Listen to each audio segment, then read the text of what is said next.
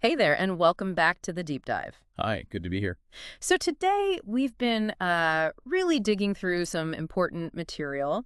It's all focused on what seems to be a major issue, the UK stress crisis. hmm And our plan, like always, is to jump straight in, try to pull out the key knowledge, the main insights from these sources, and, give you a clearer picture of what's going on. Yeah, cut through some of the noise. Exactly. And right off the bat, looking at the data, the scale is, well, it's pretty staggering, It actually. really is. We're seeing figures suggesting over 5 million UK adults are dealing with financial, health, and housing problems all at the same time. Simultaneously, yeah, that's the key part. And that level of combined pressure, apparently it's the highest it's been since the global financial crisis. Which really says something. It does. Yeah. So let's try and unpack what this information tells us. Why is this happening now? Who seems to be most affected? And maybe what some of the suggested ways forward are. Okay. Well, I think what really jumps out from the material is how it shows these big areas, money worries, health issues, and housing insecurity aren't just separate problems anymore. They Right. seem to be converging, kind of piling up on people and creating this really intense stress across the UK.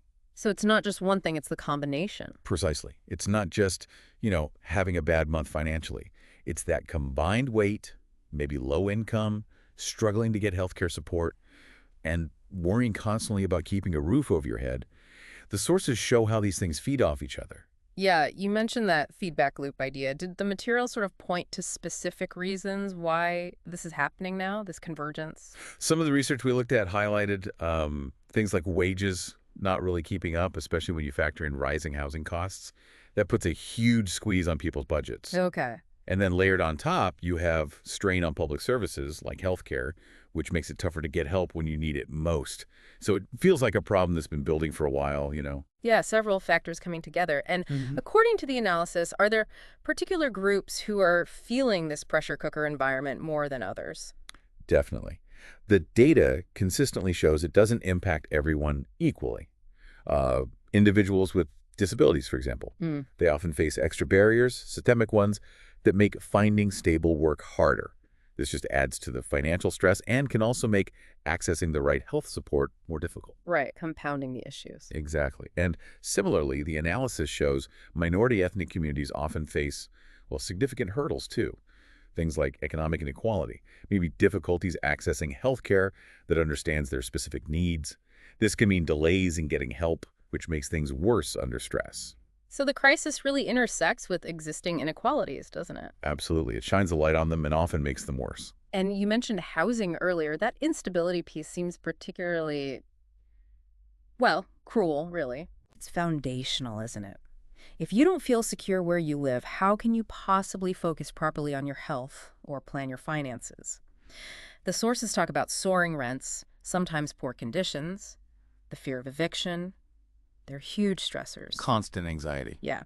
And there was one statistic in the material that really stood out. Quite heartbreaking, actually. The number of children in temporary accommodation in England. Oh, Over 164,000. That's the highest figure recorded. It just drives home that unstable housing isn't just inconvenient. It disrupts the most basic things, especially for kids' well-being. wow. 164,000 children. That's Yeah. so.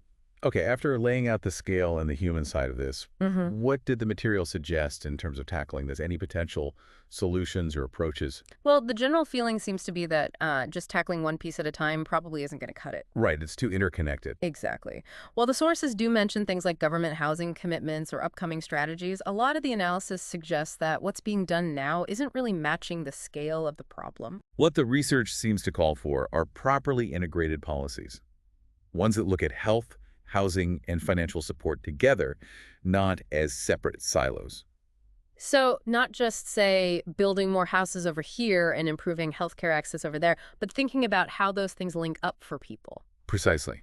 Because fixing one symptom doesn't cure the overall condition that's created by how they all interact.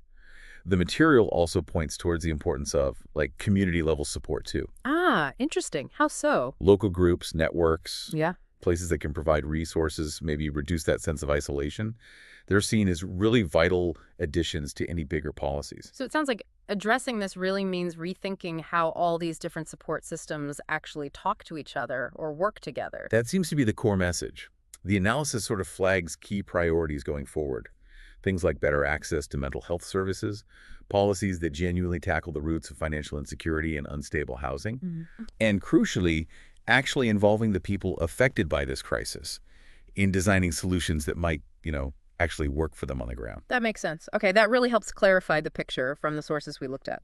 So, wrapping up our deep dive into this material on the UK stress crisis, the main takeaway seems pretty clear. Hmm. This isn't just one problem, is it? It really stems from these deeply tangled issues around money, health, and housing, and any real attempt to address it needs to be just as joined up. Exactly. And maybe just a final thought for you, the listener, to sort of chew on, building on that interconnectedness we've seen in the sources, given how deeply linked these financial, health, and housing issues are here.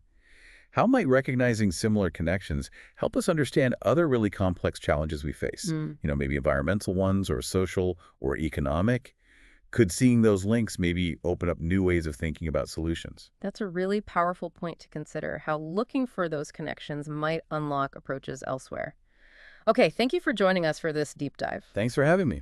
Until next time, stay curious and keep learning. Goodbye.